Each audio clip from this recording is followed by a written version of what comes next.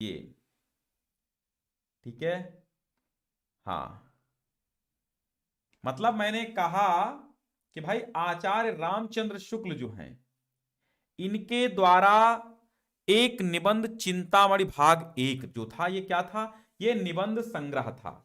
और ये निबंध संग्रह जो है, पूछा जा रहा है कि भाई ये किस नाम से पहली पहली बार प्रकाशित हुआ था। तो आपके राइट आंसर हो जाता है विचार वीथी। चूंकि विचार वीथी जो है वही तो आचार्य रामचंद्र शुक्ल की रचना है, और कौन सी इसमें है ना। तो विचार वीथी नाम से ये क्या था, तो इसका राइट आंसर आपको हो जाएगा क्या, विचार वीथी। ठीक है। हाँ, आशीष गुप्ता, ठाकुर के चौहान, आज कुलदीप सर की क्लास नहीं चली है, कल चलेगी। आज कुछ लैपटॉप में गड़बड़ी हो जाने के कारण नहीं चली है। हाँ बिल्कुल, सामान्य हिंदी वाले प्रिंसेस रिया देखें, आशीष गुप्ता जी, बिल्कुल 3 वाला बिल्कुल राइट है। चलिए सेकंड क्वेश्चन आपका है, आलोचना का उत्कर्ष किस लेखक की आलोचनात्मक कृतियों से माना जाता है।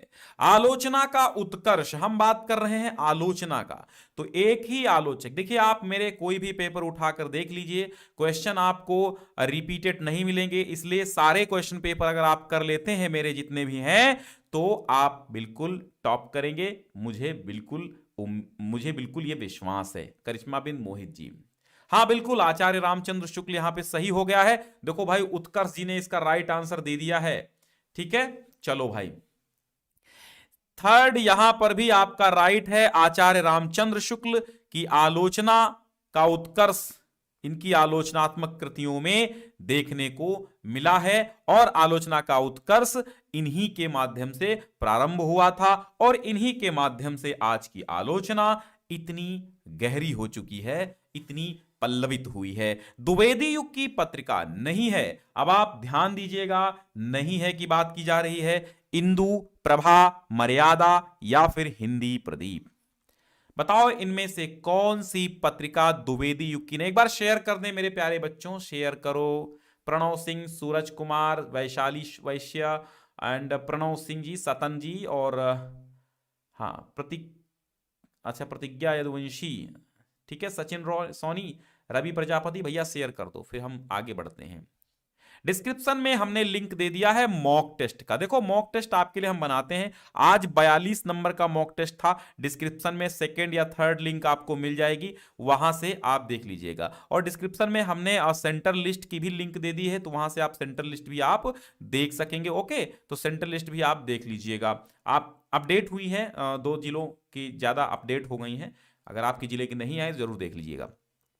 तो यहां पर इंदु, प्रभा, मर्यादा और हिंदी प्रदीप में से द्विवेदी युग की पत्रिका, तो मैं आपको बता दूं, देखो इंदु भी द्विवेदी युग की पत्रिका थी, जो प्रभा थी वो भी द्विवेदी युग की पत्रिका थी, मर्यादा भी द्विवेदी युग की पत्रिका थी, लेकिन जो हिंदी प्रदीप है ये बालकृष्ण भट्ट की थी। ठीक है, ये किसकी थी, ये बालकृष्ण भट्ट की थी। और बालकृष्ण भट्ट आप जानते हैं कि ये भारतेंदु युग के थे। ठीक है, ये भारतेंदु युग के थे। ठीक है, भारतीय युग के थे, इसलिए यही जो है आपका राइट आंसर फोर्थ हो जाएगा, हिंदी प्रदीप। बिल्कुल, जिन बच्चों ने डी आंसर दे दिया है बिल्कुल सही हो गया है। ठीक है, करिश्मा बिन जी और प्रीशा रामोतार, आशीष गुप्ता। चलिए भाई आगे बढ़ते हैं, है ना। न्यूज जी हैं और प्रणव हैं, आकांक्षा भदौरिया हैं, लाइफ हैं, और गुनगुन पॉपुलर जी हैं, है ना। चलिए भाई आगे बढ़ते हैं। हमारा अगला प्रश्न है तपोभूमि। ये तपोभूमि रचना किस विधा पर आधारित है। तपोभूमि की विधा पूछी गई है, तपोभूमि की विधा पूछी गई है। तपोभूमि की क्या विधा है आप बताइए। डिस्क्रिप्शन में हम लिंक हमेशा दे देते हैं, इस पेपर की पीडीएफ जरूर डाउनलोड कर लेना।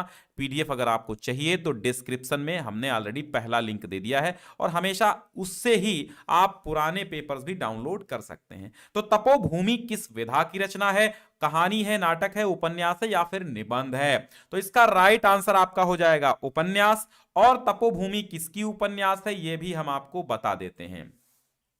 तपोभूमि किसकी उपन्यास है यह भी हम आपको बता देते हैं। तो तपोभूमि जो उपन्यास है इसके लेखक 2 लोग हैं, 1 और 2। यहां क्यों हमने 1-2 डाला है, क्योंकि जो तपोभूमि है इसके लेखक 2 लोग हैं। एक तो जैनेन्द्र कुमार जी हैं, कौन है, एक तो जैनेन्द्र कुमार जी हैं, जैनेन्द्र कुमार, याद रखना। इस तपोभूमि के लेखक जैनेन्द्र कुमार भी हैं, और ऋषभ चरण जैन भी हैं, ठीक है, ऋषभ चरण जैन, ठीक है, ऋषभ चरण जैन, समझ गए आप। ऋषभ चरण जैन और जैनेन्द्र कुमार, दो लोग इस उपन्यास के लेखक हैं, समझिएगा, इसलिए कभी भी बहस मत करना। हाँ ठीक है। प्रतिज्ञा, प्रतीक, अच्छा प्रतीक यदुवंशी, चलिए भाई प्रतीक यदुवंशी, एक में ही लिखा है, आपने स्पेस नहीं छोड़ा, तो हम उसको प्रतीक का प्रतिज्ञा पढ़ लिए, ठीक है। चलो भाई देखो एक बार शेयर कर दो, लोग मुझे लगता है भी जान नहीं पाए हैं, तो एक बार शेयर कर देना भैया, शेयर जरूर करो भाई, है ना, शेयर करने से ही क्या होता है, आप अगर मेरा भला चाहेंगे तो आपका भी भला ईश्वर चाहेगा, है ना।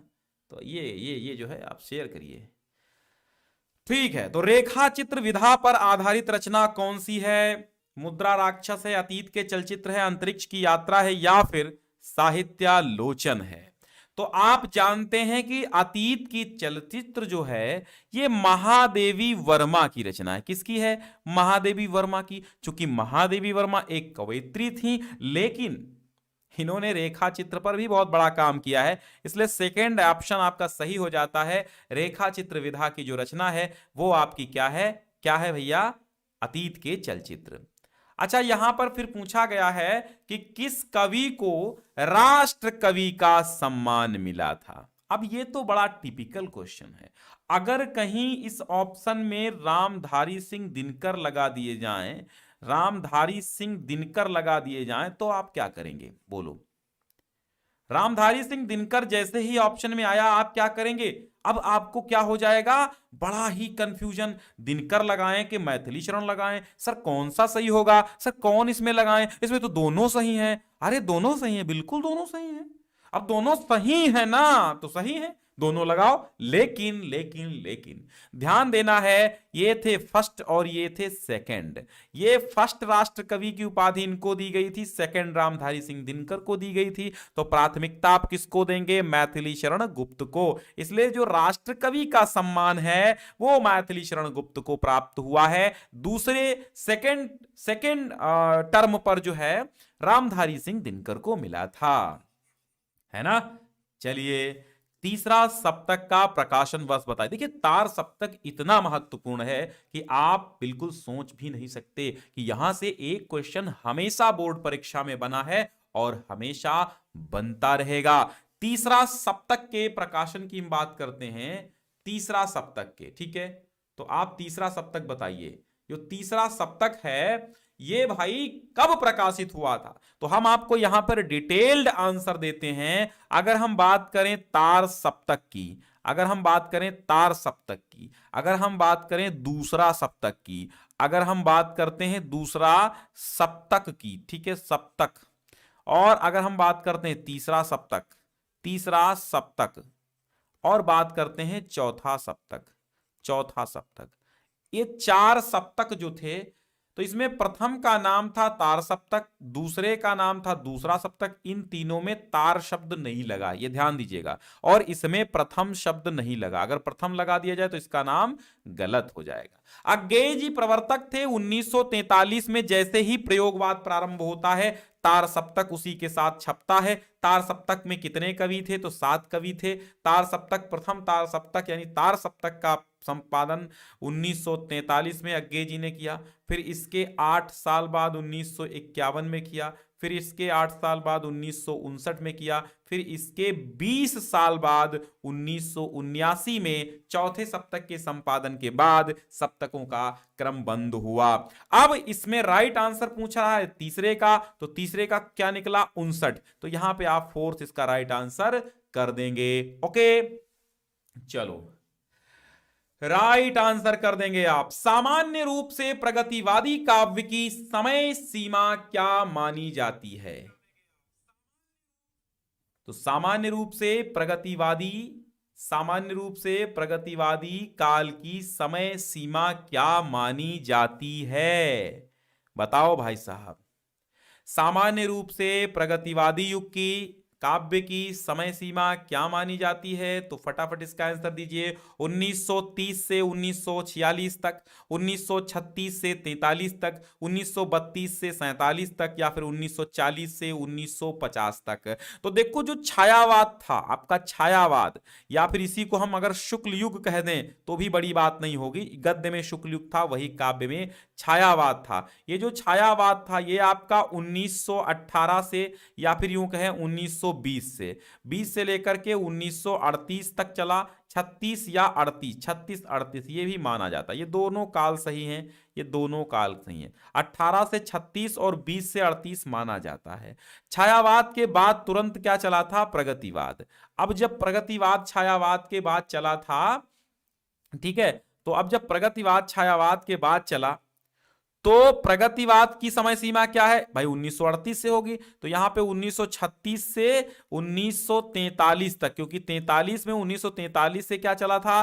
प्रयोगवाद चल गया था, इसलिए राइट आंसर आपका 1936 से 1943। तो जिन बच्चों ने आंसर दिया है क्या? सेकंड, बिल्कुल भाई, बी आंसर वाले बच्चे एकदम झकास करेक्ट हो गए।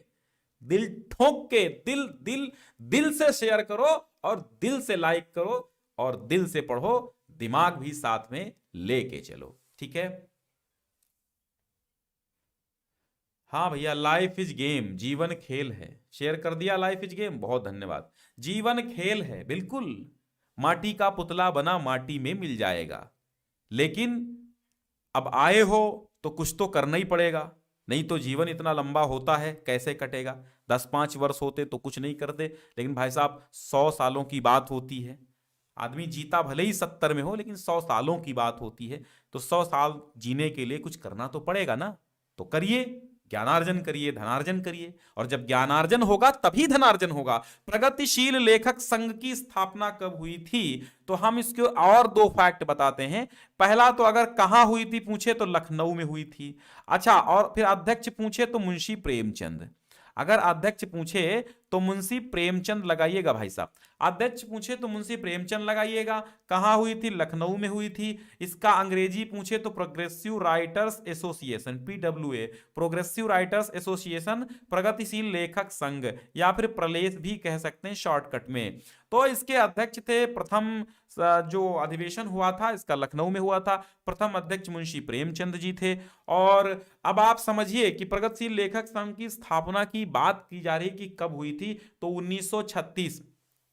उधर प्रगतिवाद प्रारंभ हुआ था कब से? 1936 से। तो जब प्रगतिवाद प्रारंभ हुआ तो प्रगतिशील लेखक संघ की स्थापना भी हो गई थी। क्लियर? बी आंसर इसका राइट कर लीजिए। बढ़ते हैं आगे अंतिम प्रश्न की ओर। यशोधरा के रचनाकार कौन हैं? अयोध्या सिंह उपाध्याय हरिऔध, सियाराम शरण गुप्त, मैथिली शरण गुप्त, या फिर भारतेंदु हरिश्चंद्र। जो यादव जी, बी बिल्कुल राइट है। मोहित सिंह और प्रणव सिंह, सचिन रॉय, सचिन सोनी जी हैं, प्रिंसेस रिया हैं, मिश्रा शशांक हैं, एंड मोहित सिंह है, जतिन कुमार हैं, वैशाली वैश्य हैं, एंड भाई देखिए मिश्रा शशांक जी, करिश्मा बिंद, मनोज कुमार, एंड अब देखिए अनुज चौरसिया जी जुड़े हुए हैं, सूरज हैं, सूरज कुमार जी हैं, है ना। चलो भाई, लाइफ और राजपाल साहनी जी हैं, सूर्या यादव हैं, अनुज चौरसिया, साक्षी मिश्रा।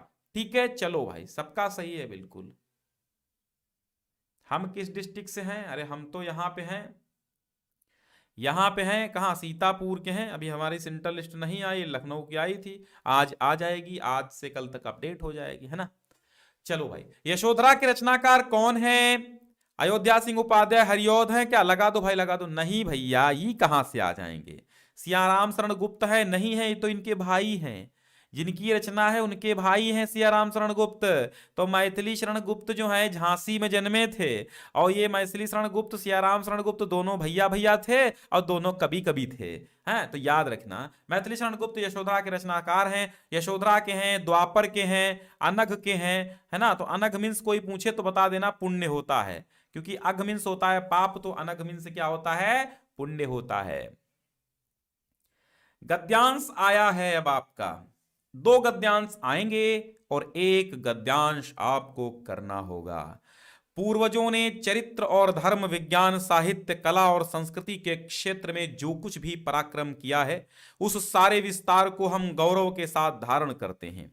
और उसके तेज को अपने भावी जीवन में साक्षात देखना चाहते हैं। यही राष्ट्र संवर्धन का स्वाभाविक प्रकार है। अब आप बताइए कि भैया ये कहां से लिया गया है। अब देखो, हमने तो देखो ट्रिक हम बता दिए हैं गद्यांश पहचानने की। वीडियो पड़ा हुआ है, आराम से देख लो, है ना, आराम से देख लो भाई, वीडियो तो हमने डाल दिया है। तो अब जब वीडियो डाल ही दिया है तो आराम से देख सकते हो। अब यहां आ गया क्या, साहित्य, विज्ञान, धर्म, कला, संस्कृति, और साथ में आ गया राष्ट्र संवर्धन। तो राष्ट्र, राष्ट्र की चर्चा हो रही है तो राष्ट्र का स्वरूप हो जाएगा। क्या हो जाएगा? राष्ट्र का स्वरूप हो जाएगा। बेहतर। चलिए, अगर राष्ट्र के स्वरूप के लेखक भी तो पूछा है भाई साहब, तो इसमें लिखिए वासुदेव शरण अग्रवाल। और एक चीज ध्यान रखना, मैं बार बार कहता हूं कि जितने भी लेखक आपकी पुस्तक में संकलित हैं, सबका जीवन परिचय पढ़ना है और सबका जीवन परिचय नहीं पढ़ना है, क्योंकि हमने सबके जीवन परिचय मोस्ट वाले बता दिए। लेकिन सबके जीवन परिचय मत पढ़ो, लेकिन अब वैसे पढ़ लो तो कोई दिक्कत, लेकिन उनकी रचनाएं जरूर पढ़ लेना। क्योंकि आपने देखा है जो भी मॉडल पेपर हमने उठाया है वहां पर 2, 4, 6 रचनाएं, 2, 4, 6 क्वेश्चन आपके गद्य पद्य के लेखकों से ही बने हैं, क्योंकि वो आपका सिलेबस है। और जो आपका सिलेबस है वहीं से तो पेपर बनना है भाई। अब कहता है रेखांकित अंश की व्याख्या कीजिए। तो रेखांकित अंश की व्याख्या कीजिए कि हमारे देश के पूर्वजों ने, ऐसे लिखना, वासुदेव शरण अग्रवाल जी कहते हैं कि हमारे देश के पूर्वजों ने चरित्र, धर्म, विज्ञान, कला, संस्कृति आदि क्षेत्र में जो भी पराक्रम किया है, यानी जो कुछ भी उन्नति की है, उस पर हमें गर्व है, उस पर हम गौरव के साथ धारण करते हैं, यानी उस पर हमें गर्व है। और उसके तेज को अपने भावी जीवन में साक्षात देखना चाहते हैं, और उसी तेज को धारण करके हम भविष्य में अपने जीवन में साक्षात स्वरूप में दर्शन करना चाहते हैं। ठीक है, हो गया। अब प्रश्न है, राष्ट्र संवर्धन का प्रकार स्पष्ट कीजिए। राष्ट्र संवर्धन का स्वाभाविक प्रकार यही है। क्या है? राष्ट्र संवर्धन का स्वाभाविक प्रकार यही है। क्या क्या है? जहां अतीत वर्तमान के लिए भार रूप नहीं है और जहां भूत वर्तमान को जकड़ कर नहीं रखता है। यही क्या है? यही क्या है? राष्ट्र संवर्धन का स्पष्ट प्रकार है। और पूर्वजों ने किस क्षेत्र में पराक्रम किया है? तो आपका आंसर कहीं नहीं जाना, कुछ नहीं रटना है। पूर्वजों ने धर्म, विज्ञान, साहित्य, कला और संस्कृति के क्षेत्र में पराक्रम किया है। आंसर हो गया। चलो 5वां प्रश्न देखते हैं। अतीत अच्छा, चौथा है, अतीत वर्तमान के लिए भार रूप नहीं है, इसका आशय स्पष्ट कीजिए। अतीत वर्तमान के लिए भार रूप नहीं है, इसका आशय स्पष्ट कीजिए। अच्छा, इसमें कितने क्वेश्चन आ गए हैं? इसमें तो 6 क्वेश्चन भैया आ गए हैं, है ना। अच्छा, तो इसको हटा दो, एक क्वेश्चन हटा दो यहां से, ये जो है हटा दो।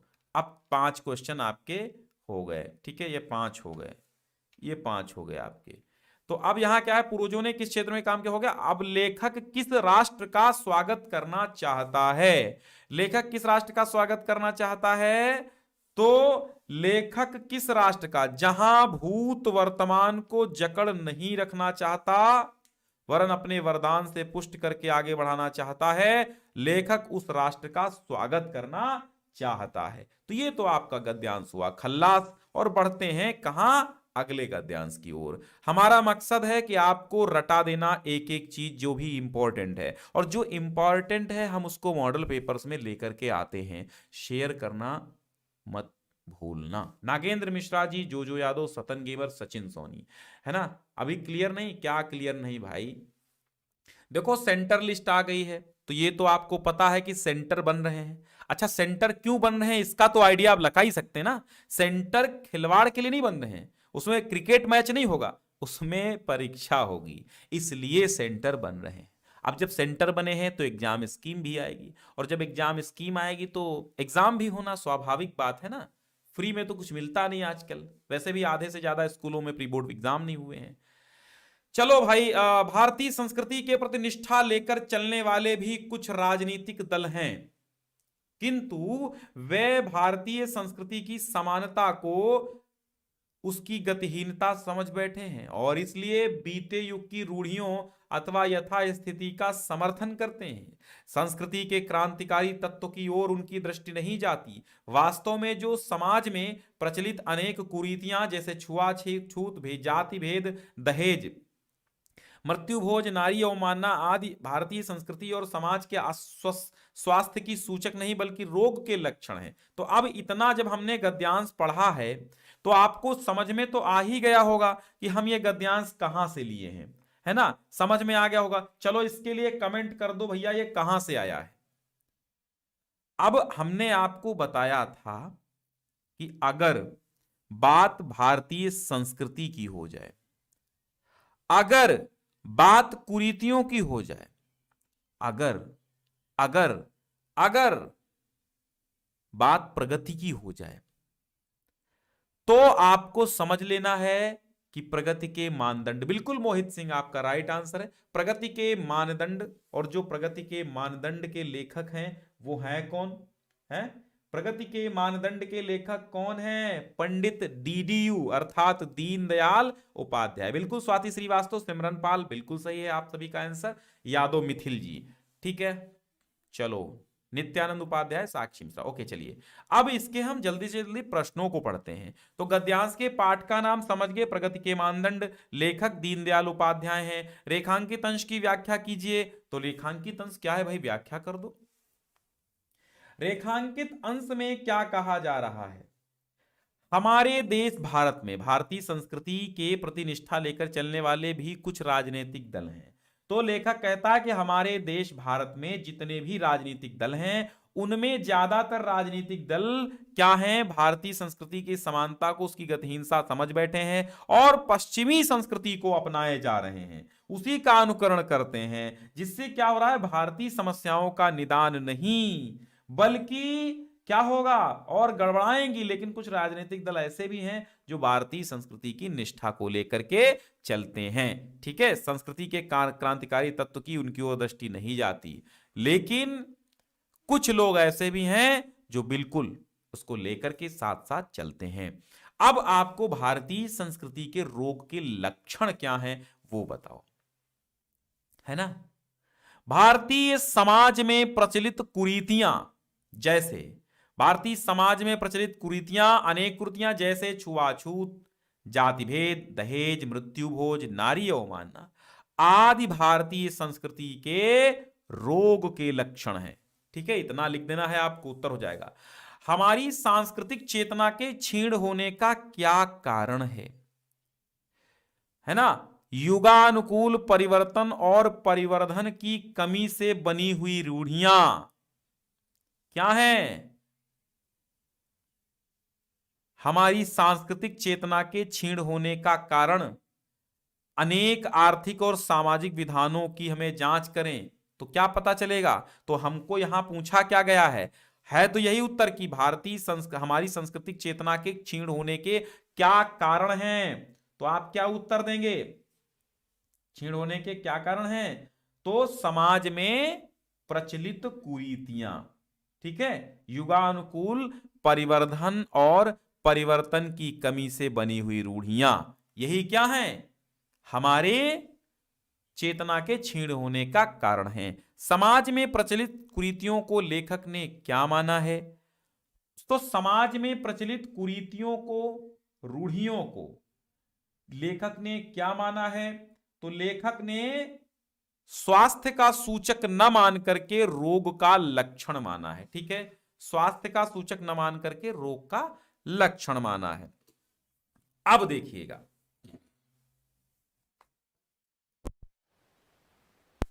अब देखिए, अब क्या देखना है आपको? अब आ गया है पद्यांश, और जब पद्यांश आ गया है तो भैया थोड़ा सा सुन लीजिए आप। हाँ बिल्कुल प्रिंसेस रिया, रूढ़ियों को, कुरीतियों को, भाई सही है। छुआ छेद, हाँ बिल्कुल मोहित सिंह आपका भी राइट आंसर है। साहित्यिक हिंदी वाले और सामान्य दोनों पढ़ सकते हैं, क्योंकि चैप्टर्स, हाँ ये है, ये वाला जो चैप्टर था वो साहित्यिक हिंदी वालों का था, और बाकी ऊपर वाला जो था वो सामान्य लोगों के लिए भी था। ठीक है, शेयर नहीं किए हो, बहुत कम लोग जुड़े हैं, मजा नहीं आ रहा।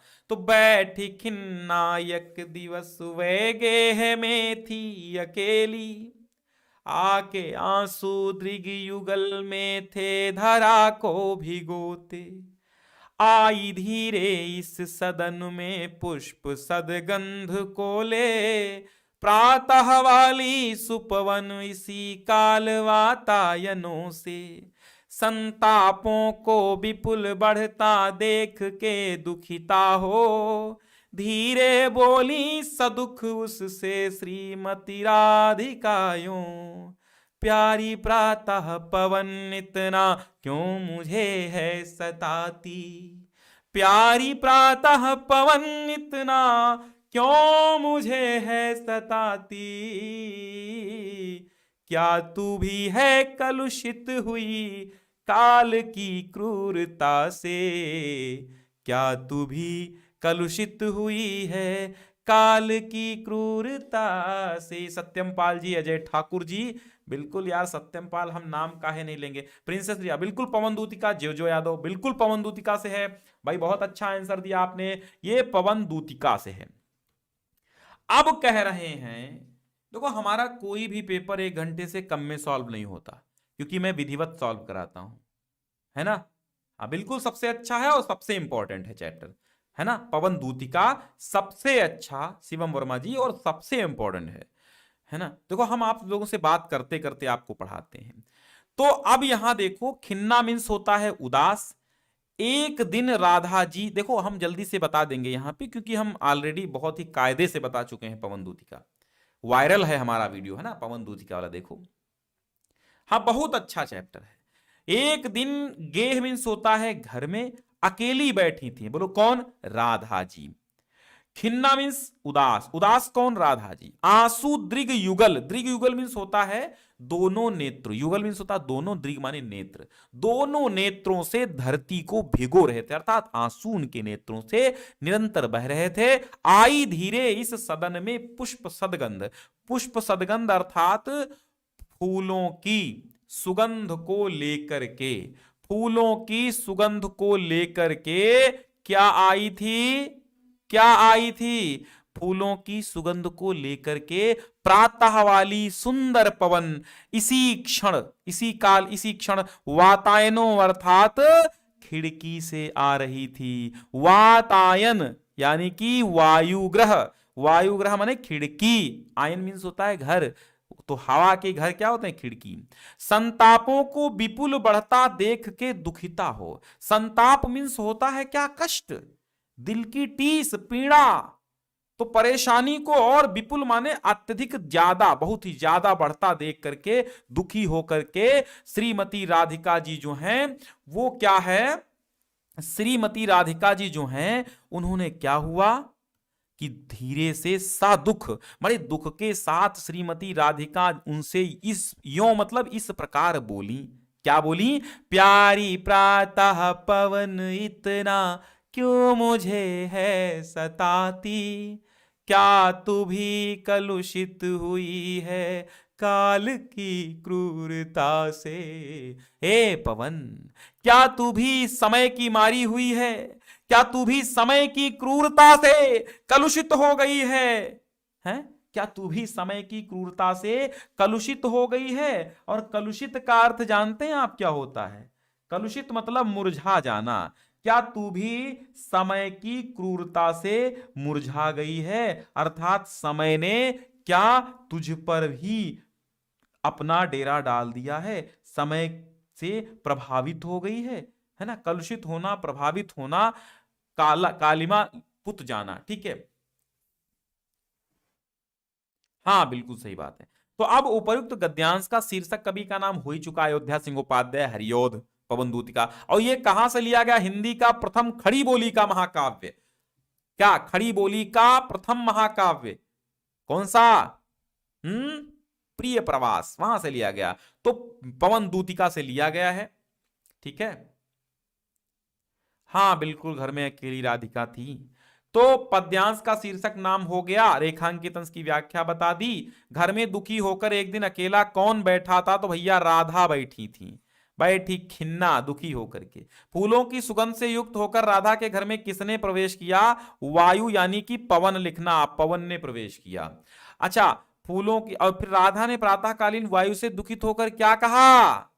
क्या तू भी काल की क्रूरता से, समय की क्रूरता से कलुषित हुई है? उन्होंने क्या कहा कि भाई क्या तू मुझे इतना क्यों सता रही है? क्या तू भी मेरे भाग्य की कठोरता से प्रभावित होकर के दूषित हो गई है, या काल की क्रूरता से कलुषित हो गई है? एक झटका सा लगा सहर्ष। अब दूसरा देखिएगा, अगर वो नहीं आता है तो यहां पे अथवा लगा है, अथवा ये कर लीजिएगा। एक झटका सा लगा सहर्ष, निरखने लगे लुटे से कौन गा रहा ये सुंदर संगीत, कुतूहल रह न सका फिर मौन, और देखा वह सुंदर दृश्य। बहुत आनंदित सा, बिल्कुल श्रृंगार से सराबोर, है ना? अरे बिल्कुल वैसे ही है। तुम जब भी आईना देखो, नयन की कोठरी झांको, ये मेरी 4 पंक्तियां। तुम जब भी आईना देखो, नयन की कोठरी झांको, क्या मैं अब भी बसा हूं प्रेम मेरा कैसा है आंको, क्या मैं अब भी बसा हूं प्रेम मेरा कैसा है आंको, नहीं विश्वास हो तो मेरी सांसों की धमक सुन लो।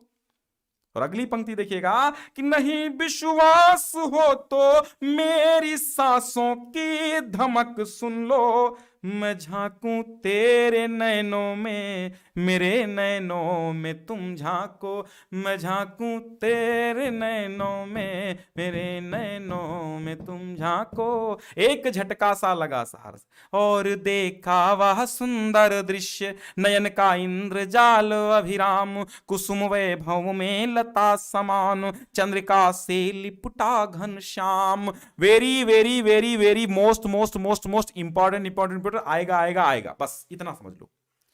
इतना अच्छा ये पद्यांश है कि आप समझ लो, कहीं ना कहीं किसी न किसी सेट में रखा हुआ मिलेगा। पवन, आप समझ रहे हैं, ये श्रद्धा मनु से लिया गया। कहां से? श्रद्धा मनु। और श्रद्धा मनु से लिया गया जयशंकर प्रसाद। इसके कौन है? जयशंकर प्रसाद इसके कौन है? जयशंकर प्रसाद इसके क्या है? लेखक हैं। तो आप समझ चुके हैं, बिल्कुल समझ चुके हैं। अब यहां पर मैं पूरा का पूरा अर्थ बता रहा हूं और ढंग से बिल्कुल फीड कर लीजिए अपने दिमाग में। जैसे ही श्रद्धा उनके सम्मुख आती है और बोलती है, कौन हो तुम, कौन तुम संसृत जलनिधि तीर, तरंगों से फेंकी मणि एक, कर रहे निर्जन में चुपचाप प्रभा की धारा से अभिषेक। जैसे ही उसने कहा कि कौन हो तुम, तो एक सहर्ष माने थोड़ा सा हल्का सा हर्ष के साथ, प्रसन्नता के साथ मनु को झटका लगा, मनु को झटका लगा। अरे अब सहर्ष के साथ क्यों लगा? क्योंकि जल प्रलय थी, सृष्टि नष्ट हो गई थी, मात्र मनु बचे थे, तो उनको थोड़ी सी प्रसन्नता हुई। अरे कोई जीवित है, क्या बात है, कोई जीवित है, अभी कोई विशेष बचा हुआ है जीवित। तो एक झटका सा लगा सहर्ष, बहुत ही हल्की प्रसन्नता के साथ उनको एक थोड़ा सा झटका लगा, और निरखने में सोचा, देखने लगे, लुटे हुए से देखने लगे। अरे कौन, कौन गा रहा है ये सुंदर संगीत, कौन गा रहा है? कुतूहल रह न सका फिर मौन। लेकिन कुतूहल अर्थात जानने की जिज्ञासा उनकी मौन न रह सकी। और फिर क्या? और आंखें जब खोल के क्या हुआ? और देखा वह सुंदर दृश्य। और आंखें खोलकर देखा, क्या देखा? एक सुंदर सा दृश्य, एक सुंदर सी प्रतिमूर्ति देवी की प्रतिमा के भांति खड़ी हुई थी। नयन का इंद्रजाल अभिराम, अभिराम मीन्स होता है सुंदर। कभी कोई मीनिंग पूछता है तो अभिराम मीन्स होता है सुंदर। तो नयनों को इंद्रजाल अर्थात नयनों को सम्मोहित करने वाली, नयनों पर टोना कर देने वाली ऐसी सुंदर प्रतिमूर्ति खड़ी थी वहां पर। और वो ऐसी प्रतीत हो रही थी जैसे कुसुम वैभव में लता समान, जैसे कुसुम के ऐश्वर्य में, पुष्पों के ऐश्वर्य में लता समान, लताओं के समान। जैसे पुष्पों से लदी हुई लता के समान थी वो, जैसे चंद्रिका में लिपटा घनश्याम, जैसे चंद्रिका अर्थात चांदनी में, घनश्याम अर्थात बादल का कोई सफेद टुकड़ा चांदनी में चमक रहा था, ऐसी आभा थी उसकी, उज्जवल आभा एकदम थी। चंद्रिका में लिपटा घनश्याम मीन्स होता है बादल, वो ऐसी प्रतीत हो रही थी श्रद्धा, इतनी सुंदर थी कि चंद्रिका में जैसे कोई बादल का टुकड़ा लिपटा हुआ हो और चमक रहा हो, ऐसी उसकी त्वचा थी, गोरी गोरी, एकदम अमेरिकन लेडीज जैसी, है ना। हाँ, अर्जेंटीना में लेडीज जैसी। हाँ, तो कुसुम वैभव में। अब कुसुम अर्थात पुष्पों के ऐश्वर्य में पुष्पों से लदी हुई लता के समान सुंदर लग रही थी वो। समझो, अब समझो, प्रेम तो होना ही था, प्यार तो होना ही था श्रद्धा से मनु को। अब देखो, अब इतना सुंदर खड़ी थी तो प्रेम तो होना ही था। मनु किसे लुटे से निरखने लगे थे तो श्रद्धा को निरखने लगे थे। कुतूहल क्यों मौन नहीं रह सका, कुतूहल क्यों मौन नहीं रह सका। कुतूहल मतलब होता है जानने की जिज्ञासा, तो कुतूहल क्यों मौन नहीं रह सका। मनु श्रद्धा की मोहक छवि और मधुर वाणी से इतने प्रभावित हो गए थे कि उनको सब कुछ उसके जानने के बारे में उनका कुतूहल मौन नहीं रह सका और उन्होंने पूछने को आतुर हो गए। चंद्रिका में लिपटा घनश्याम से आशय क्या है। चंद्रिका में लिपटा घनश्याम से आशय है कि श्रद्धा के रूप सौंदर्य को देखकर ऐसा लग रहा था जैसे चंद्रमा की शीतल चांदनी में लिपटा हुआ कोई बादल का टुकड़ा। मजा आया? मजा आया हो तो लाइक ठोक दो, शेयर कर दो यार, और सब्सक्राइब कर लेना जो लोग नहीं किए हो। नहीं करोगे तो पछताओगे, है ना। पछताओ कागे, इतनी अच्छी अच्छी अपडेट्स देते रहते हैं मैं, तब भी क्या मजा है। तो अब देखो भैया, साहित्यिक परिचय कैसे लिखा जाता है वो हम बता चुके हैं, और आचार्य हजारी प्रसाद, वासुदेव शरण अग्रवाल, पंडित दीनदयाल उपाध्याय। अब हमसे मत ये कहना कि सर इंपॉर्टेंट बता दीजिए, अरे हम बता चुके हैं ऑलरेडी। आपकी ऐसी कौन सी समस्या नहीं जो मैं सॉल्व नहीं कर सका हूं, सारी की सारी समस्याएं सॉल्व कर चुका हूं मैं भाई। वीडियो देखिए, आप प्लेलिस्ट में पड़े हुए हैं। अच्छा, मैथिली शरण गुप्त, पंत और दिनकर, समझो ये इतने इंपॉर्टेंट हैं कि छायावाद का एक व्यक्ति आपको जरूर मिलेगा, क्योंकि छायावाद के बिना हिंदी साहित्य अधूरा है, और हिंदी साहित्य में बहुत बड़ा योगदान छायावाद का रहा है। इसको जवानी देने वाला छायावाद है हिंदी साहित्य को। कर्मनाशा की हार और बहादुर कहानी, चूंकि कर्मनाशा की हार साहित्यिक हिंदी में है और बहादुर दोनों में है, तो कर्मनाशा की हार वो आप जानते हैं, भैरव पांडे वाली कहानी। हाँ, लिखिएगा, क्या करना, कथा वस्तु लिखना, कहानी लिखना है। इसमें कुलदीप होता है और भैरव पांडे होते हैं। तो कर्मनाशा नदी जो है उसका पानी बढ़ रहा होता है, तो ये सब आपको कहानी में सुना चुका हूं, उसी के आधार पे आपको लिखना है। पंचलाइट या बहादुर कहानी, पंचलाइट तो आप जानते हैं, सलम सलम वाला सलीमा का गाना गाता है, मुनरी को देख करके गोधन, तो वो गोधन वाली है। और बहादुर तो आप जानते हैं वो कौन सा था, वो लड़का नेपाली लड़का था, गोल टोपी लगाता था, मुस्कुराता रहता था, कंचे गोलियां अपने जेब में रखता था, है ना। तो वो लेखक के यहाँ काम करता था, बर्तन बांजता था, साफ सफाई करता था, सारे काम करता था। अब खंड काव्य के आधार पर किसी एक खंड के प्रश्न देना है आपको, तो मुक्ति यज्ञ, सत्य की जीत, सो आप अपने जिले के मुताबिक अपना चुन लेना और उसको देख लेना, उसके इंपॉर्टेंट क्वेश्चन में टिक कर लेना, ये इंपॉर्टेंट ही है, ठीक है। पीडीएफ हमने दे दी है डिस्क्रिप्शन में, डाउनलोड कर लेना, ठीक है। चलिए, क्योंकि लेकिन डाउनलोड पीडीएफ कब होती है, वीडियो एंड में, जब मैं वीडियो खत्म करता हूं। हाँ भैया, हमारा नाम अरुणेश है। हाँ मिश्रा शशांक जी, हमारा नाम अरुणेश है, आपका नाम नहीं अरुणेश है। चलो भाई देखो, खंड खा देखो, अब आया है मजा। अब ये संस्कृत है, संस्कृत 2 गद्यांश 2 पद्यांश आएंगे, एक गद्यांश और एक पद्यांश करना होगा, 7-7 अंक का होगा और 2 का संदर्भ होगा, 5 का आपका अनुवाद होगा। यदा अयम षोडश वर्ष देशीया, यदा माने जब, अयम माने यह, षोडश वर्ष देशीया अर्थात 16 वर्ष के थे, आसीत मीन्स थे, तदा अस्य तब इनकी कनीयसी भगिनी, छुटकैया बहन, विसूचिकया, विसूचिकया माने हैजे से, विसूचिकया माने हैजे से, पंचत्वम, पंचतत्व में लीन हो गई अर्थात मर गई। क्या हुआ, जब ये 16 वर्ष के थे तो इनकी बहन काहे से मर गई, हैजे से मर गई। अब वर्ष त्रया अनंतरम अस्य पितृव्यो, 3 वर्ष, 3 वर्ष के पश्चात, वर्ष त्रया 3 वर्ष के अनंतरम अस्य, पश्चात अस्य मीन्स इनके, पितृव्यो अपि चाचा भी दिवंगतः, दिवम धन गतः अर्थात तो स्वर्गवासी हो गए। द्वयोः अनयोः मृत्युम दृष्ट्वा, इन दोनों की मृत्यु देखकर, आसीत अस्य मनसि,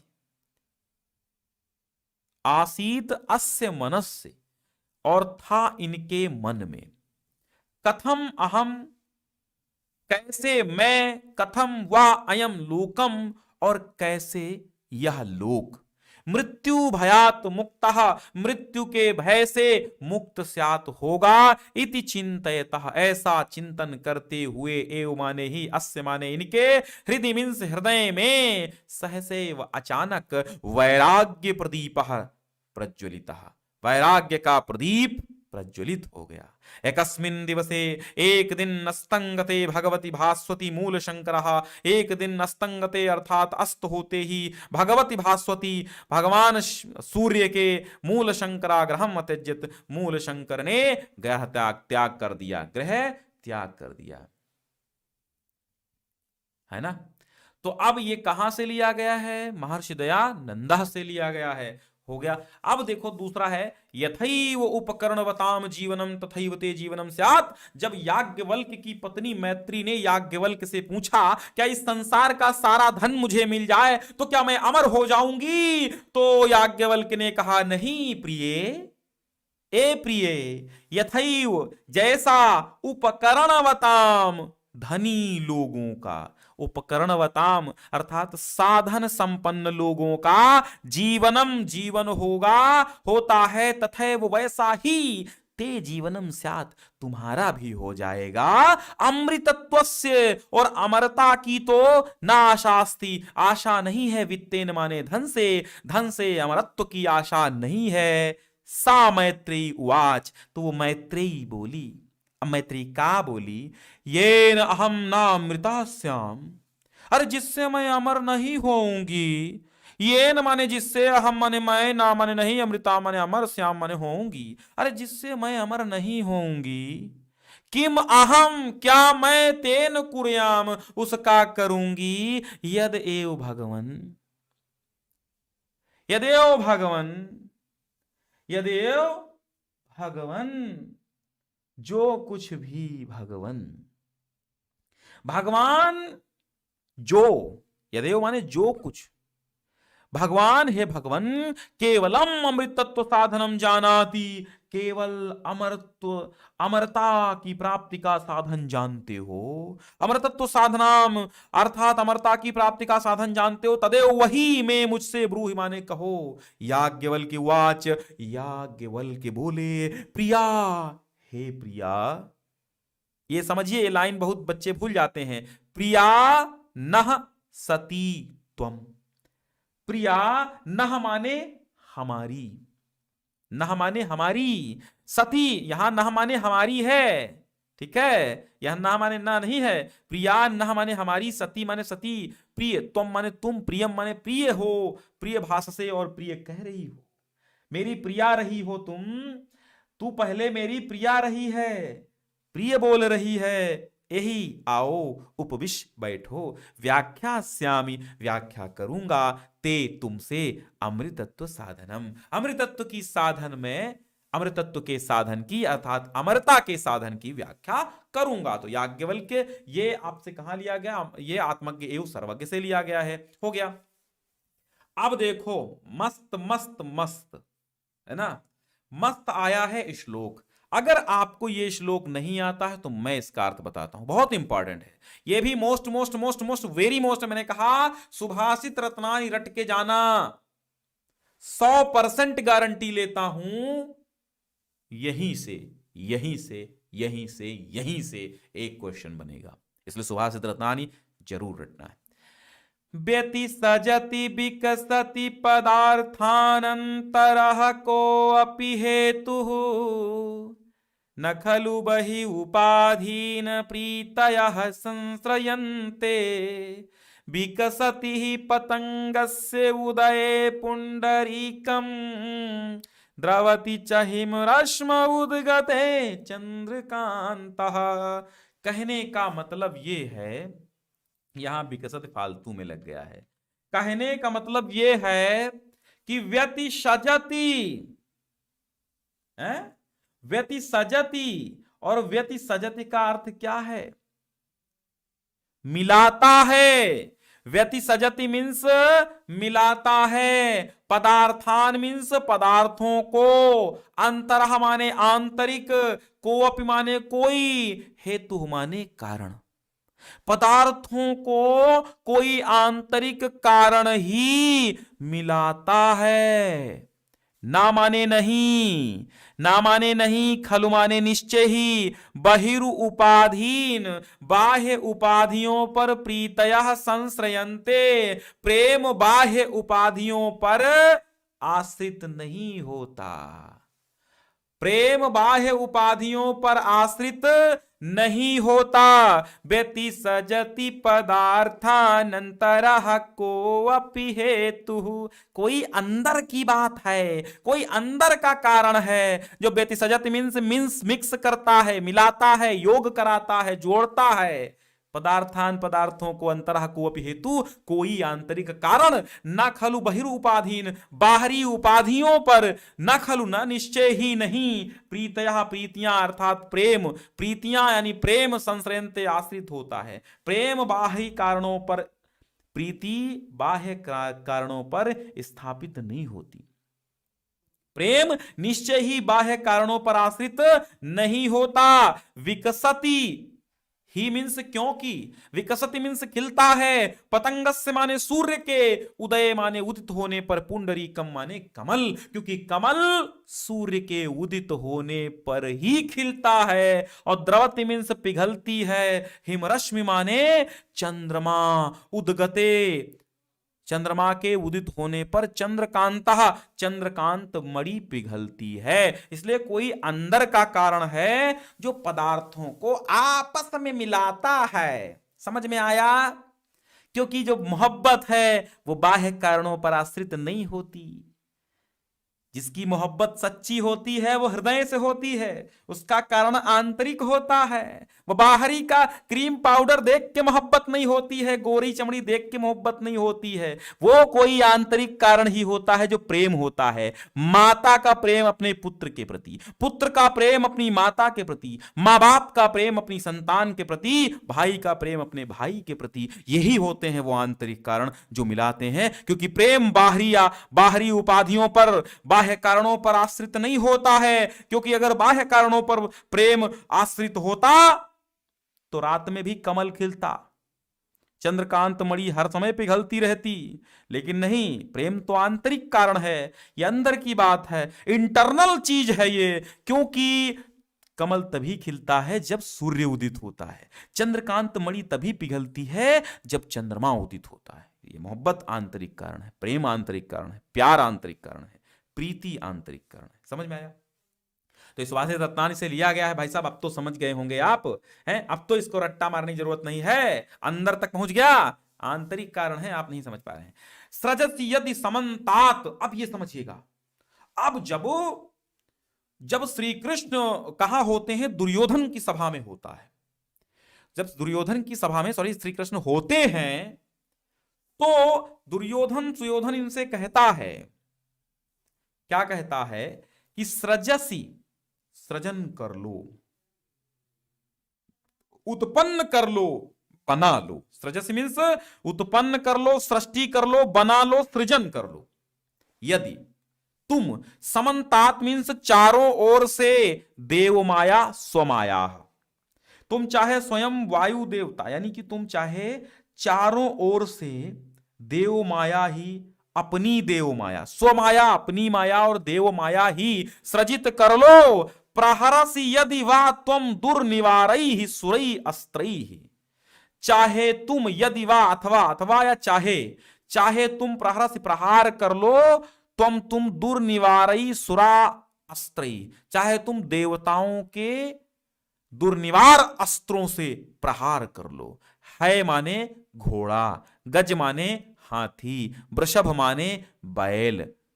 तो घोड़ा, हाथी और बैल के पातनात मार देने से, घोड़ा, हाथी और बैलों के मारने से जात दर्पो उत्पन्न घमंड वाले श्री कृष्ण, अरे तुमने हाँ घोड़े को मार दिया, बैल को मार दिया, हाथी को मार दिया, अब तुम मुझे मारने आए हो। तो घोड़ा, हाथी, बैल को मारने से, पातनात माने मारने से, जात दर्पो उत्पन्न घमंड वाले श्री कृष्ण, नरपति गण मध्य राजाओं के बीच में, नरपति मीन्स राजा, गण माने समूह, राजाओं के समूह के मध्य में बद्ध से बांध लूंगा तुम बद्ध से माने बांधे जाओगे, तुम माने तुम, मया माने मेरे द्वारा, अद्य मीन्स आज तुम मेरे द्वारा बांधे जाओगे।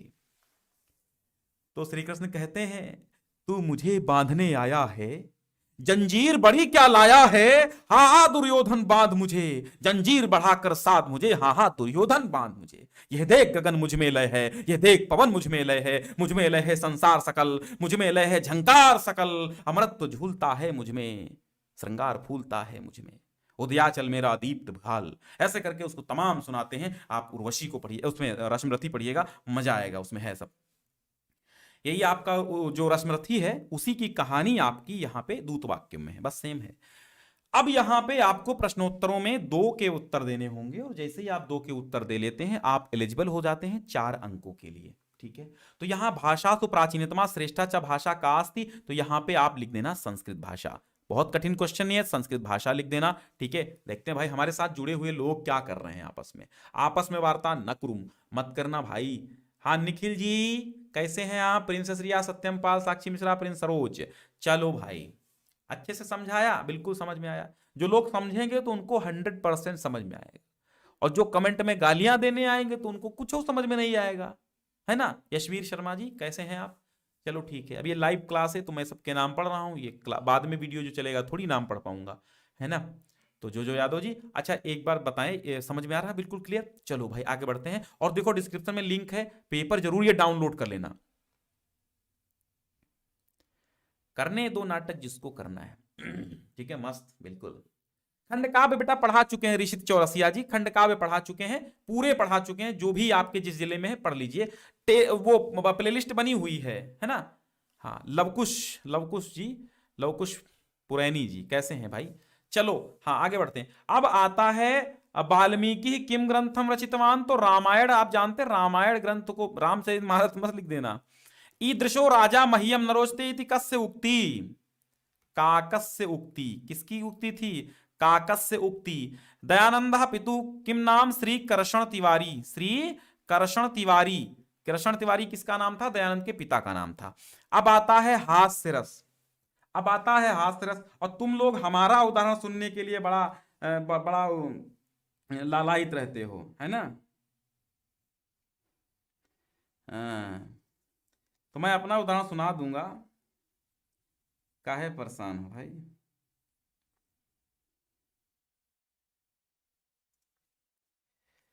बिल्कुल सुनाएंगे, परेशान होने की कोई बात नहीं है भाई। देखिए हास्य रस में क्या होता है, इसका स्थायी भाव हास होता है ना। इसका स्थायी भाव क्या होता है, हास होता है। स्थायी भाव हास होता है, तो आप क्या लिखेंगे, जब हास नामक स्थायी भाव विभाव अनुभाव व्यभिचारी भाव आदि के द्वारा पुष्ट होता है तब हास्य रस की निष्पत्ति होती है। तो इसका एक उदाहरण सुनिएगा कि अर्धनग्न नारियों के टीवी चित्र देख देख काले बाल करके समर गए दादाजी। दादाजी पे सुनाएं कि अर्धनग्न नारियों के टीवी चित्र देख देख काले बाल करके संवर गए दादाजी, और 3-4 तरुणी जिधर दिख जाती भाई फैशन दिखाने को उधर गए दादाजी। होली का था मौसम गुलाल रंग डालने को एक नवयौवना के घर गए दादाजी। होली का था मौसम गुलाल रंग डालने को एक नवयौवना के घर गए दादाजी, और फैंसी सैंडलों से मार इतनी पड़ी कि भाई तब ही से अपने सुधर गए दादाजी। बजाओ ताली है। हाँ चलो ठीक है। हाँ, जब मैं था तब हरी नहीं, शांत रस का बिल्कुल सही है कि जब मैं था तब हरी नहीं और अब हरी है मैं नाही। जब मैं था तब हरी नहीं, अब हरी है मैं नाही। और सब अंधियारा मिट गया जब दीपक देखा। हाँ, तो अब देखो ये मत लिखना जो हमने सुनाया है दादाजी वाला। हाँ ठीक है साक्षी मिश्रा, ये तो हो जाएगा कि मातहि पितहि उरिन भयनी के, गुरु ऋण रहा सोच बस जी के। शांत रस का स्थायी भाव निर्वेद होता है। जब शांत रस का स्थायी भाव विभाव शांत रस नामक, शांत रस का स्थायी भाव क्या होता है, निर्वेद नामक स्थायी भाव विभाव अनुभव विचारी भाव आदि के द्वारा पुष्ट होता है, तो शांत रस की निष्पत्ति होती है। हास्य में आपको साहित्यिक उदाहरण ही हमेशा लिखना है। इधर उधर के उदाहरण लिखोगे अगर अंक कट जाएंगे तो भैया मेरी जिम्मेदारी नहीं है। मैं इधर उधर के आपको हंसने के लिए मनोरंजन के लिए सुना देता हूं, लेकिन लिखना हमेशा साहित्यिक उदाहरण है। साहित्यिक उदाहरण कौन सा है? अच्छा, कहा बंदरिया ने बंदर से चलो नहाने गंगा, और बच्चों को छोड़ेंगे घर में। हैं? और क्या लिखे हो? और हिने दो हुड़दंगा। अच्छा, होने दो हुड़दंगा मेरा भी एक उदाहरण है। अच्छा हाँ ठीक है, बिल्कुल सही है। शालिनी शुक्ला जी सही है। चलिए ठीक है, लेकिन ये जो है हाँ लिख सकते हैं, लेकिन साहित्यिक लिखो ज्यादातर बेहतर रहेगा, है ना। मनीष चौधरी जी यूपी से हैं। दीपक यादव एग्जाम्पल तो दीजिए। मैंने हास्यरस का दे दिया कि शीस पर गंगा हसे भुजनी भुजंगा हसे हास ही को दंगा भयो नंगा के विवाह में। ये शंकर जी वाला लिख देना। अब रूपक अलंकार और संदेह अलंकार। संदेह सुनिए, संदेह अलंकार क्या है? सारी बीच नारी वाला अगर आप लिखेंगे तो संदेह अलंकार है। ठीक है, संदेह अलंकार है नारी बीच सारी वाला, जिसमें शंका का समाधान होता ही नहीं है, संदेह बना ही रहता है, वो संदेह है। और जिसमें भ्रम हो जाता है वो भ्रांतिमान होता है। रूपक अलंकार आप जानते हैं, जहां उपमेय में उपमान का भेद रहित आरोप होता है, वहां पर क्या रूपक अलंकार होता है। ठीक है, तो अलंकार आपके ये हो गए। मैंने सारी चीजें अलंकार रचन अलंकार करवा दिए हैं, तो उसमें कोई दिक्कत नहीं है, वो कर लीजिएगा। बाकी एक उदाहरण हास्यरस का है कि बिंधे के बासी उदासी तपोव्रत धारी महा बिनु नारी दुखारे, और गोतामती तरी तुलसी सो कथा सुनि भे मुनि वृंद सुखारे, होई है शिला सब चंद्रमुखी पर से पद मंजुल कंजे तिहारे, और किनी भली रघुनायक जी करुणा करी काननु को पग उधारे। ये भी लिख सकते हैं आप हास्यरस में। हाँ हास्यरस में लिख सकते हैं। अब चौपाई और दोहा छंद का देखिए लक्षण उदाहरण। चौपाई दोहा इतना सिंपल है कि बताना नहीं। चौपाई में 16-16 मात्राएं होती हैं, 4 चरण होते हैं, अंत में 2 गुरु होते हैं। और चौपाई का उदाहरण क्या लिखेंगे कि बिनु पग चलई सुनए बिनु काना, कर बिनु कर्म करे विधि नाना, आनन रहित सकल रस भोगी, बिनु वाणी वक्ता बड़ जोगी, बिन वाणी वक्ता बड़ जोगी, आनन रहित सकल रस भोगी, बिनु पद चलई सुनई बिनु काना, कर बिनु कर्म करे विधि नाना, आनन रहित सकल रस भोगी, बिनु वाणी वक्ता बड़ जोगी। तो ये पूरी 4 पंक्तियां ही हमेशा लिखना आपको चौपाई छंद में। 2 पंक्तियां मत लिखना, 4 लिखना। दोहा हम जानते हैं 4 चरण होते हैं, और दूसरे और चौथे चरण में पहले और तीसरे चरण में कितनी 13-13 मात्राएं, दूसरे चौथे चरण में 11-11 मात्राएं होती हैं। ठीक है, तो चलो ये हो गया। लिख देना दोहा तो जानते हो यार, दोहा में क्या बताएं हम। दोहा इतना सरल है कि दोहा नहीं जानते हो, है? दोहा तो बहुत लंबा चीज थोड़ी है, तो दोहा लिख देंगे आप, कोई दिक्कत नहीं है। चलो, तो अब हम बात कर लेते हैं, किसकी बात करते हैं आगे, हम निबंध की बात करते हैं। निबंध हमने 7 बताए हैं, 7 में से 2 आपको 1 लिखना है, वो आपको आ जाएंगे, मैंने वो आराम से दे दिए हैं। हाँ, जय हनुमान ज्ञान सागर लिख दीजिएगा, तो हमने आराम से आपको वीडियो दे दिया है कौन सा राइट होता है। ठीक है, कौन कौन से आपको याद करने हैं। तो कोरोना वायरस है, सिंपल सा है, आ सकता है और नहीं भी आ सकता है, मोस्ट इंपॉर्टेंट नहीं है, लेकिन हाँ ये थोड़ा बहुत इंपॉर्टेंट है। और पर्यावरण प्रदूषण तो भैया ये तो मोस्ट मोस्ट मोस्ट मोस्ट है, जितना मोस्ट कहें उतना कम है। प्रिय साहित्यकार है, भारत में भ्रष्टाचार है, बेरोजगारी है, ये 4 टॉपिक तो ट्रेंडिंग है। ट्रेंडिंग में कोरोना भी है, तो चलेगा। अब चलिए आपको व्याकरण के आपको आंसर देने हैं। आ गई व्याकरण। नायिका का संधि विच्छेद क्या होगा मेरे भाई साहब? नायिका का संधि विच्छेद, नायिका का संधि विच्छेद क्या होगा? नायका, नायिका, नयिका, नइक। बोलो भैया। तो ये संधि हम बता दें, इसमें अयादि संधि लगी है, अयादि इचो अयवायावह सूत्र से लगी है ना? बिल्कुल है, एचो अयवायावह। तो इसमें ये हो जाएगा नई धन इका। तो हमने बताया था आई और ई मिलकर के आई बन जाता है। क्या बन जाएगा? आई। और इसी में आई का बनेगा। ठीक है, तो नायिका को कौन सा ही हो जाएगा? सा वाला, यानी कि सी आपका सही हो जाएगा।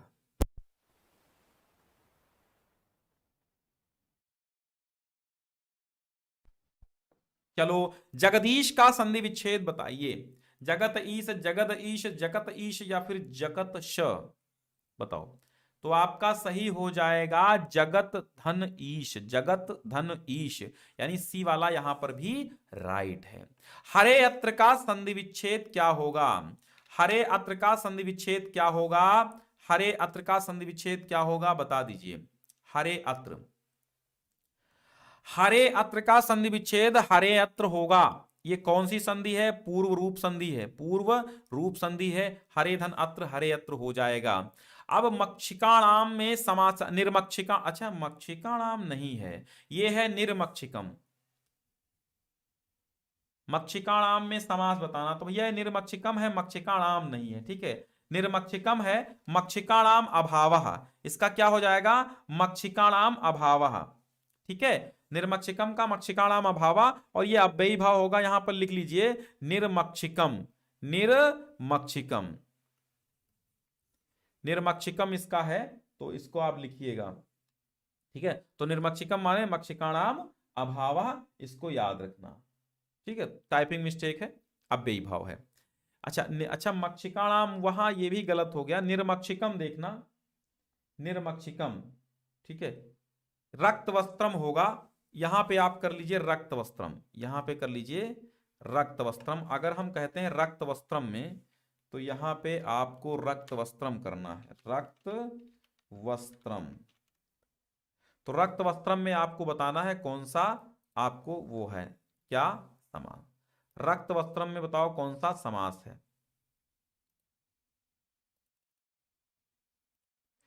रक्त वस्त्रम में बताओ, तो रक्त वस्त्रम में आपका कर्मधारय समास होगा। यहां पर निर्मक्षिकम नीचे लिखा हुआ है, निर्मक्षिकम मक्षिकाणाम अभावा, अव्ययी भाव हो जाएगा।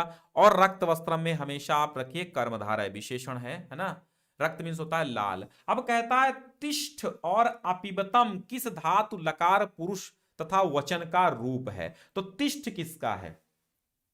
तिष्ठ बताओ भाई, तिष्ठ किसका रूप है? ये धातु लकार रूप बताने, तो तिष्ठ क्या है? तिष्ठ देखो स्था धातु है, स्था धातु है, और स्था धातु है तो लकार कौन सा होगा? लोट लकार है। स्था धातु है, लोट लकार है, और मध्यम पुरुष है, और एक वचन है। समझ में आया? मध्यम पुरुष है, एक वचन है। फिर कहता अपिबतम किस धातु और लकार तथा पुरुष का वचन है? अपिबतम में पा धातु है, अपिबतम में पा धातु है और लंग लकार है, पा धातु है और लंग लकार है, और मध्यम पुरुष है। और जब मध्यम पुरुष है और द्विवचन है, ठीक है, मध्यम पुरुष है तो द्विवचन है, हमेशा याद रखना द्विवचन है। फिर आया है नामस, और नामस के लिए कमेंट कीजिए भैया, नामस के लिए फटाफट, हाँ फटाफट कमेंट कीजिए नामस, नामस के लिए। ये आपको बताना है नामसु, नामसु शब्द रूप जो है वो नामन के किससे लिया गया? नामसु शब्द रूप, नामसु। देखते हैं भाई कौन राइट आंसर बताता है।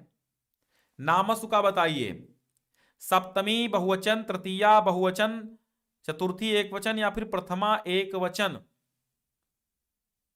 है? बिल्कुल सही बात है, सप्तमी का बहुवचन होगा। ए यहां पर राइट आंसर हमने कहा था, जहां पे सु लगा हो या फिर ये शु लगा हो वहां सप्तमी का बहुवचन होता है, इसलिए यहां पर ए राइट आंसर है। आत्मभ्याम रूप आत्मन शब्द का क्या है? पंचमी द्विवचन, द्वितीया बहुवचन, तृतीया बहुवचन, या षष्ठी एक वचन? तो आत्मा में मैंने कहा था भ्याम भ्याम भ्याम, लग जाए तृतीया चतुर्थी पंचमी का द्विवचन होता, तो तृतीया चतुर्थी पंचमी का द्विवचन, तो यहां पंचमी का द्विवचन ऑप्शन है, तो ये राइट है।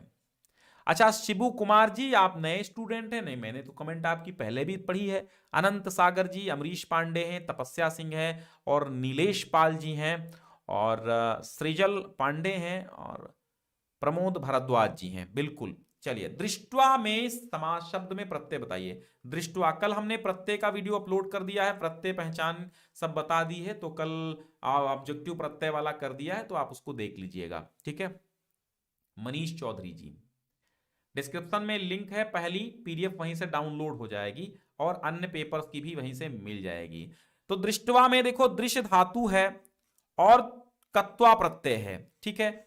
दृश्य धातु और कत्वा प्रत्यय है, दृश्य धातु कत्वा प्रत्यय है, तो यहां पे कत्वा प्रत्यय आप लगा देंगे, सी राइट है। हतः में कौन सा प्रत्यय प्रयुक्त हुआ? कल ही हमने बताया था, तह तह लग जाए तो कत प्रत्यय होता है, हन धातु कत प्रत्यय। अगर हन धातु में कत प्रत्यय लगा दो तो शब्द बनता है हतः, ठीक है। फिर आता रेखांकित, कहता रेखांकित पद में आपको क्या बतानी है? रेखांकित पद में आपको बताना है विभक्ति तथा संबंधित नियम बताना है, ठीक है। तो अब यहां देखिए, मातु हृदयम कन्या प्रति स्निग्धम भवति। अब यहां प्रति लग गया है, तो आप सूत्र लगाओ, कौन सा? अभितः परितः समया निकषा हा प्रति योगे अपि वार्तिक। वार्तिक है कि अभिता परिता समया निकषा हा प्रति, इतने शब्द आ जाएं तो द्वितीय विभक्ति होगी, और द्वितीय विभक्ति होगी तो कर्म कारक होगा। तो यही वाला सूत्र लगाना, अभिता परिता वाला लगा देना। सह पादेन खंजह, वह पैर से लंगड़ा है, तो पादेन येनांग विकारा से तृतीय विभक्ति हो जाएगी। श्री गुरुवे नमः, नमः स्वस्ति स्वाहा अलम वसट योगाच, यहां पे चतुर्थी हो जाएगी। श्री गुरुवे नमः में नमः स्वस्ति स्वाहा अलम वसट। अब यहां पे संस्कृत अनुवाद करने हैं आपको। मैं कल बाजार जाऊंगा, तो यहां हो जाएगा अहम श्वः, कल का मनी आगे वाले कल का, श्वः आपणम, आपणम मीन्स क्या होता है? बाजार। आपणम गमिष्यामि, क्या है? गमिष्यामि। अहम श्वः आपणम गमिष्यामि, मैं कल बाजार जाऊंगा। वह अपने विद्यालय जाए। सह स्वविद्यालयम, सह स्वविद्यालयम, सह स्वविद्यालयम गच्छतु, है ना। गच्छतु मीन्स जाए, आज्ञा दे रहा है। व्यासपुत्र सुखदेव को नमस्कार है, तो आप लिखेंगे व्यासस्य पुत्रः, व्यासस्य पुत्रम सुखदेवाय, सुखदेवाय, सुखदेवाय नमः। व्यासस्य पुत्रम सुखदेवाय नमः, सुखदेवाय ऐसे लिखना, सुखदेवाय नमः। और फिर है मोहन पैर से लंगड़ा है, तो मोहनः क्या हो जाएगा? मोहनः पादेन, पादेन खंजः, मोहनः पादेन खंजः। रामायण के रचयिता वाल्मीकि थे, तो रामायणस्य, रामायणस्य रचयिता, रचयिता वाल्मीकि ही, वाल्मीकि ही आसीत, ठीक है। रामायण से रचयिता वाल्मीकि ही आसीत।